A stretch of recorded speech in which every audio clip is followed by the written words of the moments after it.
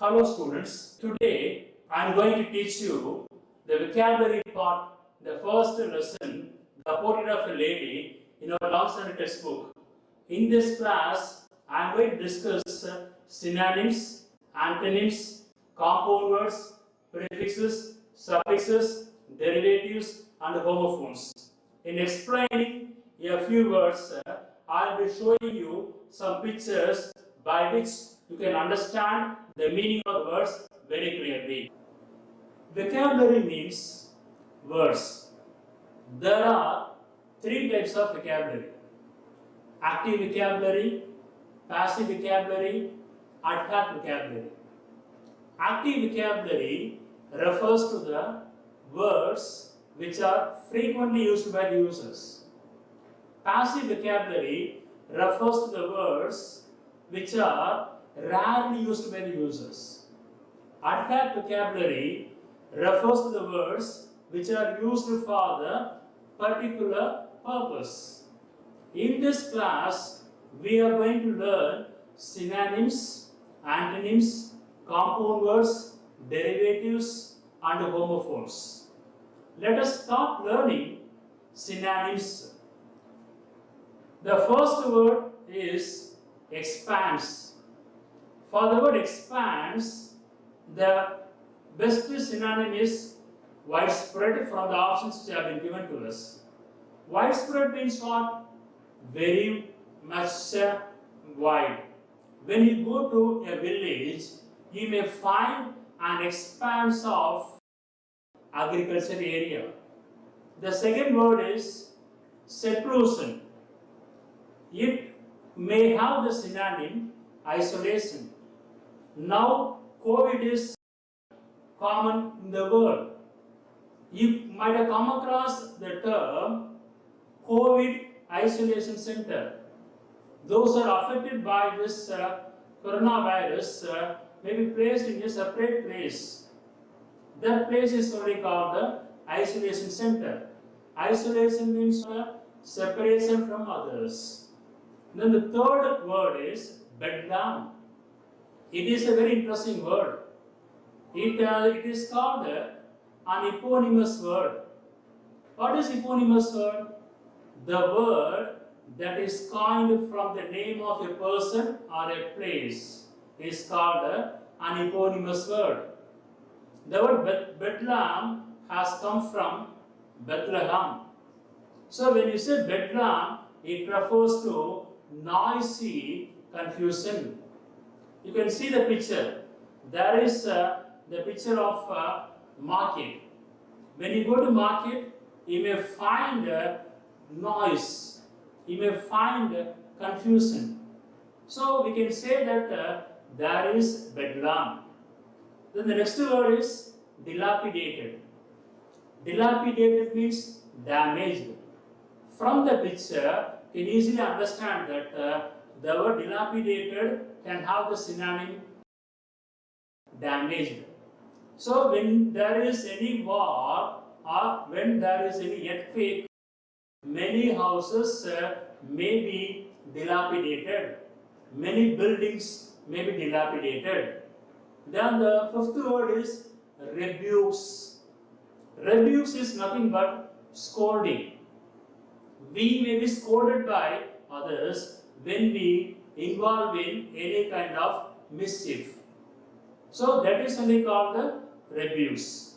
So the synonym for the word rebukes is scoldings. Then the sixth word is perched. From the picture, you can easily understand that the bird is perching on a wooden stick. So it is very easy to understand. Perched means what? Rested. I would like to give you now a few antonyms. Antonyms means what? The opposite of a word is only called an antonym. The first word in the list of antonyms is moist. Moist means what? When there is heavy rain, the place will be full of moisture. The place will be wet. Opposite of moist only, arid. Arid means what? Dry. So if there is no rain, the place will be arid. From this picture, you can easily understand the word arid. Then the second word is frivolous. Frivolous means what? Very funny.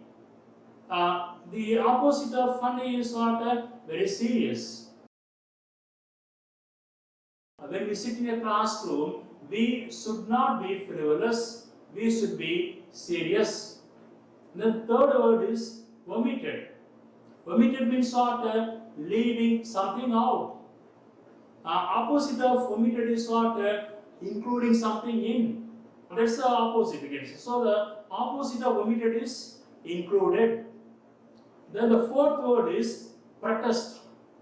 When there can be protest, when the people may not be happy about something in the society, they may come to the roads and they may start expressing their displeasure. They may express their displeasure. So they don't accept that one. Those who protest may be able to accept the ideas once their ideas or demands are fulfilled. So the opposite of protest is accepted. The fifth word is serenity. Serenity means calmness. When a person is in a very calm condition, you may find serenity in him. So serenity may be liked by many people. The opposite of serenity is what? Anxiety. Anxiety refers to worriness. So from the picture you can understand that this person has got anxiety. He is a worried person. Then the next word is scattered. The opposite of the word scattered is gathered. It means collected. Now, I would like to give you a few additional antonyms from this particular lesson. The first word is rarely. The opposite of rarely is what? Always. I rarely watch movies. I always love reading books. So, opposite of rarely is what? Always. And then pure. Pure. Pure means, see, this water is pure. This is impure water. Opposite of pure is impure. Then the third word is absurd. Absurd means what? Illogical. Opposite of absurd has to be logical. Then the next word is monotonous. Monotonous means what? Mono means single. Tonos refers to tone. When we do anything in monotonous manner, it may be boring. So, opposite of monotonous is interesting. So, these are the words which you should have definitely learned from this explanation.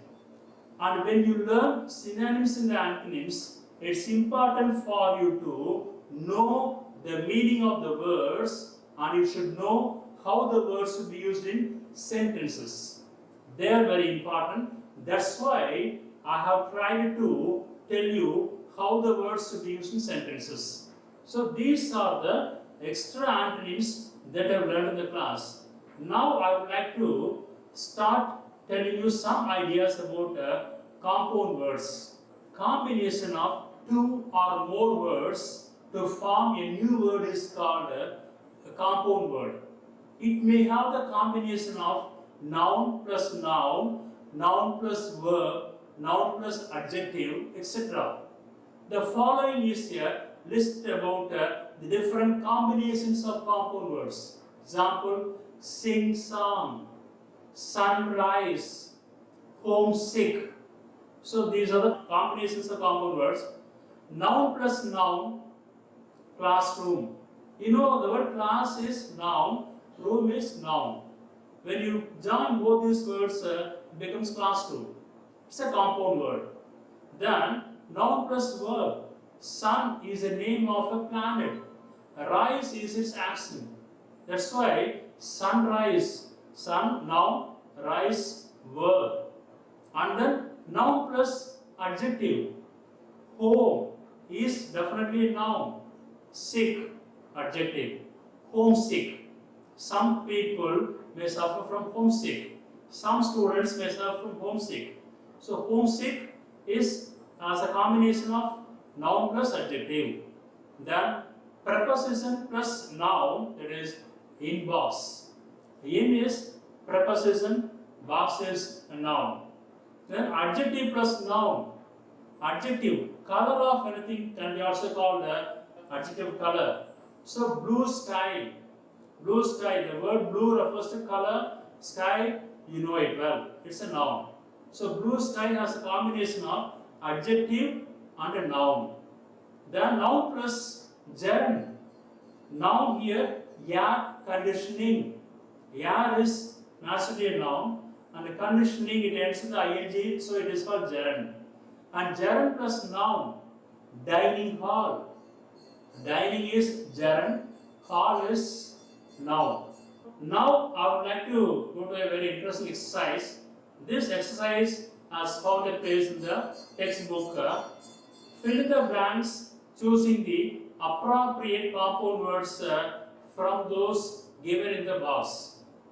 Rita hurried along the road dressed in her dash new dress towards the bus stop. Before dash, she had to reach the house of her dash. But the first dash of her travel was slow due to traffic jam. Her dash would be regarded with joy.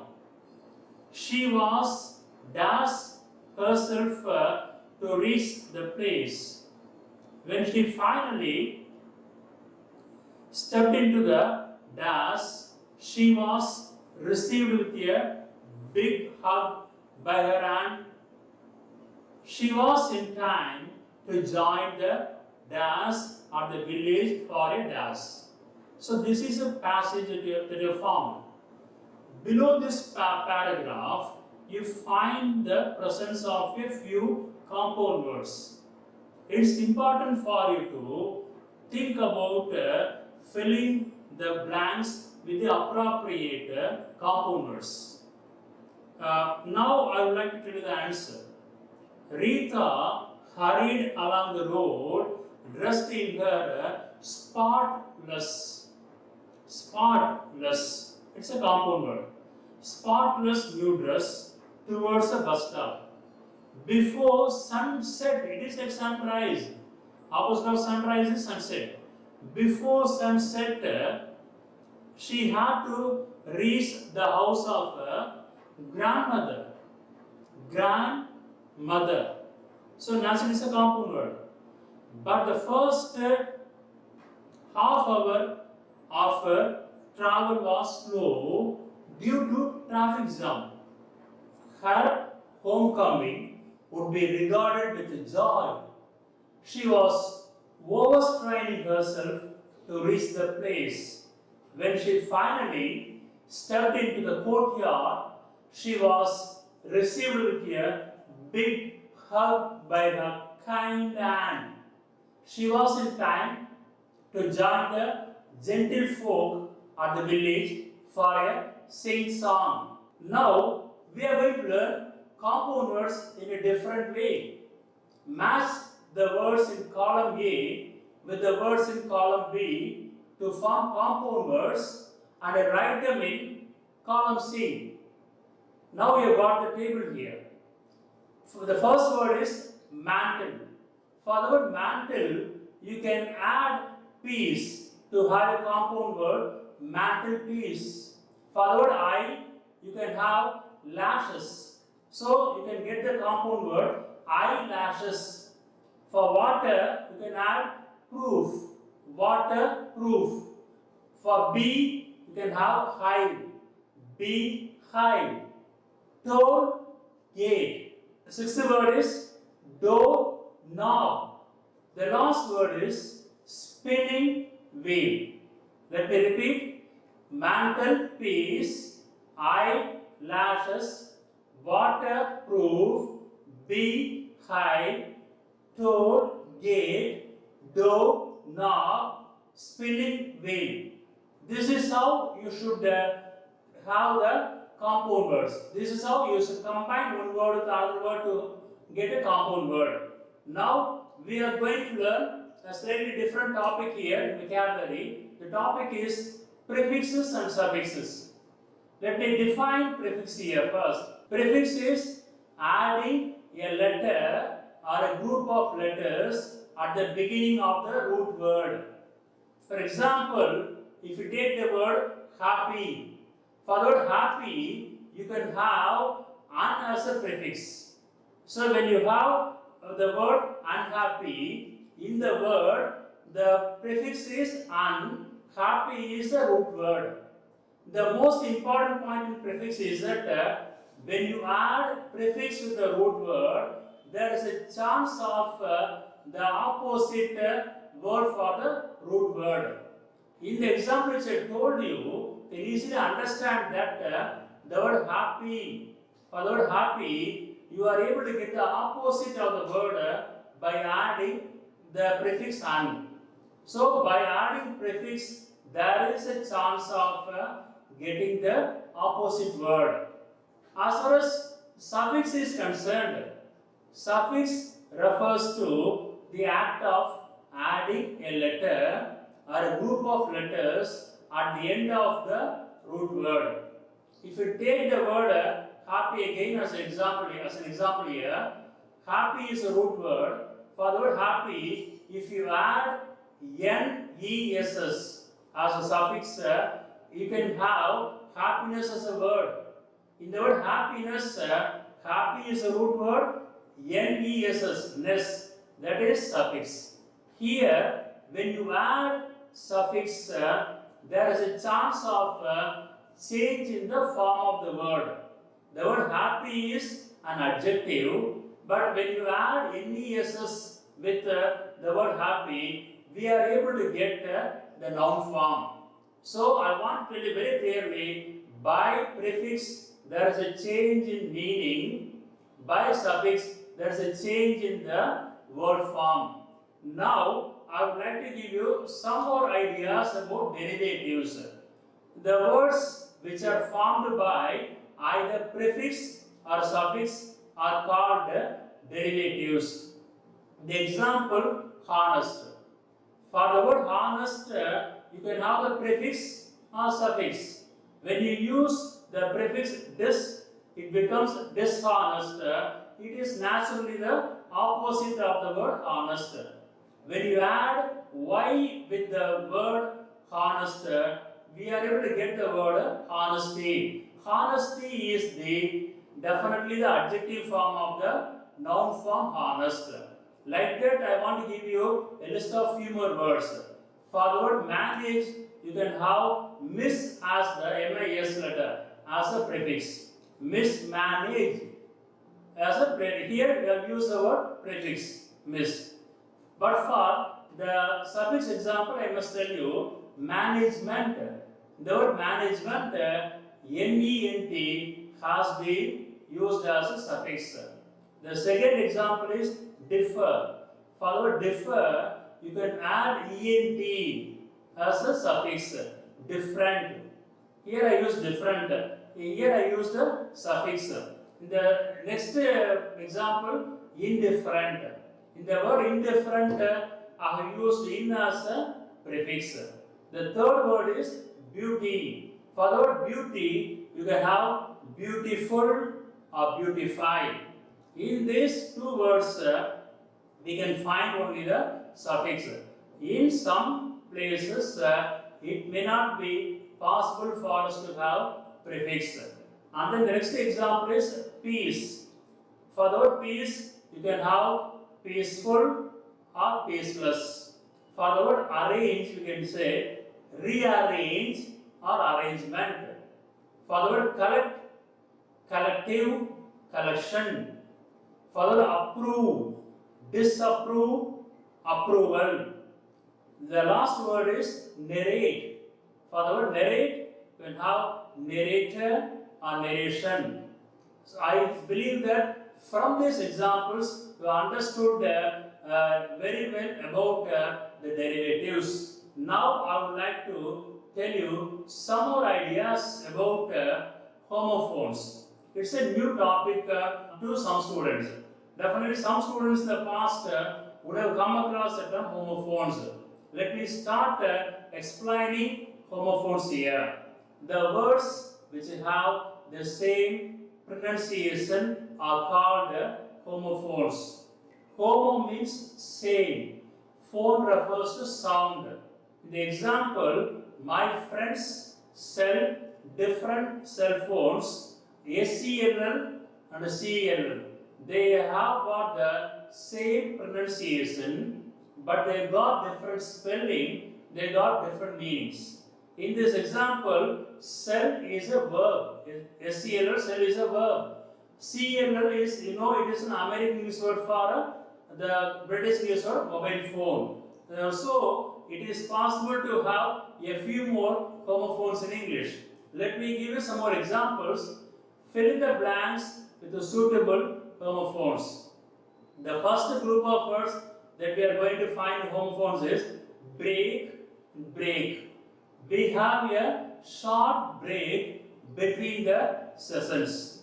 In this sentence, the word break refers to gap. In the second example, the car skidded to a halt when I applied the brake. In the second example, B-R-A-K-E, those letters have been used. It is also pronounced like brake only, earlier one. But here, the word brake refers to an instrument in a car or in any vehicle. That's what brake. Then the next example is waist, waist. Shivani wears a belt around her waist. Here W-A-I-S-T refers to the hip part.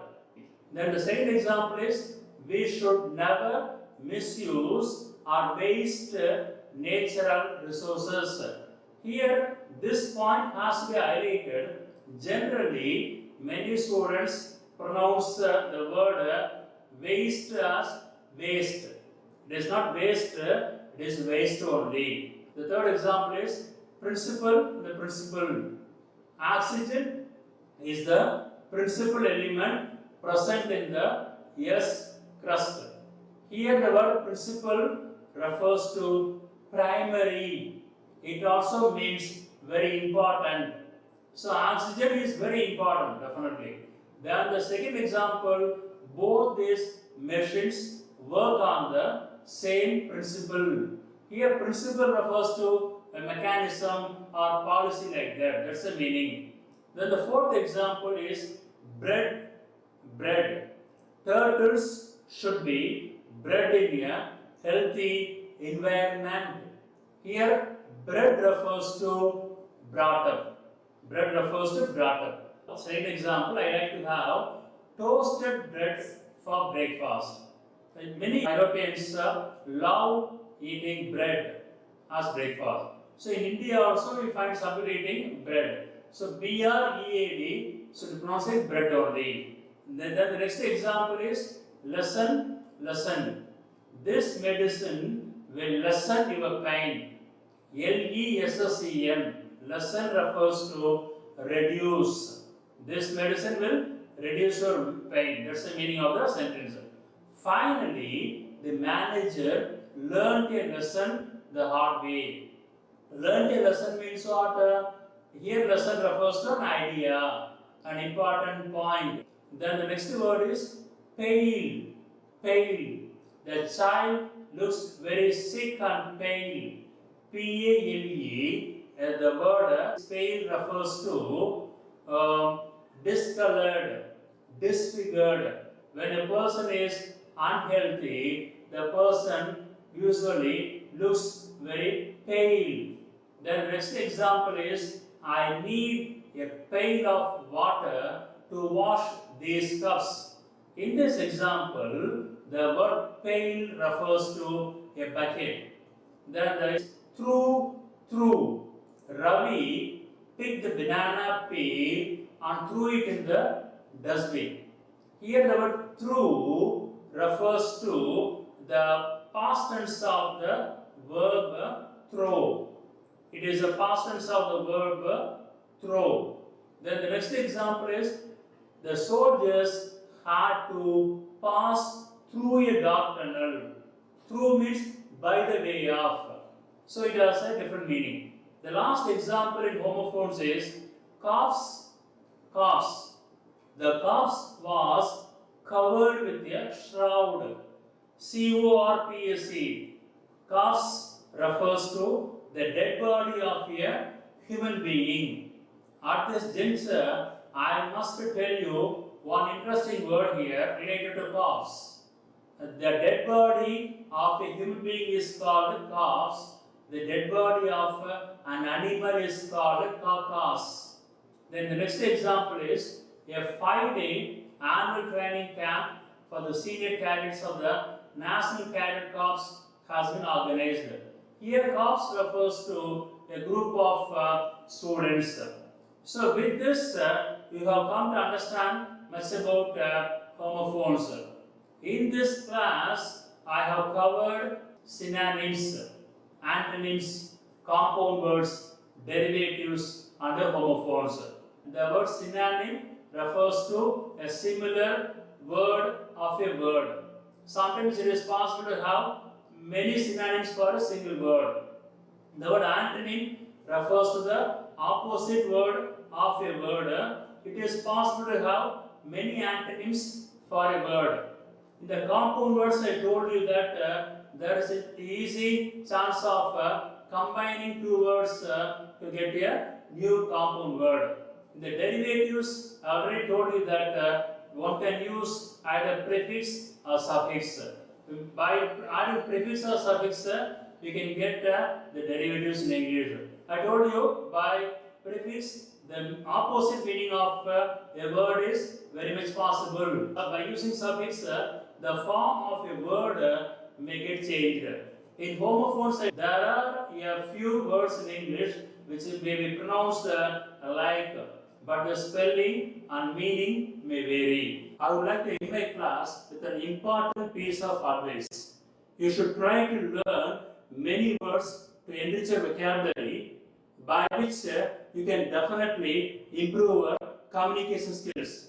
If you know many words, you will be able to express your ideas very effectively and clearly. I wish you all the best in your academic and professional venture in the future.